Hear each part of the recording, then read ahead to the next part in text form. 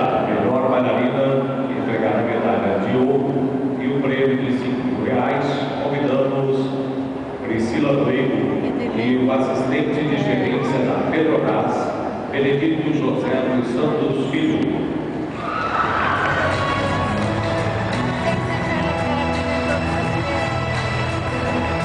Às vezes não, pode ser que seja outra, que ela é mais nova.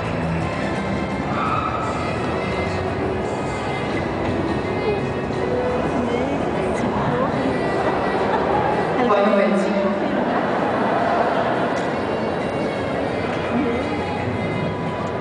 O prêmio da melhor bailarina do Festival de Danças de 2020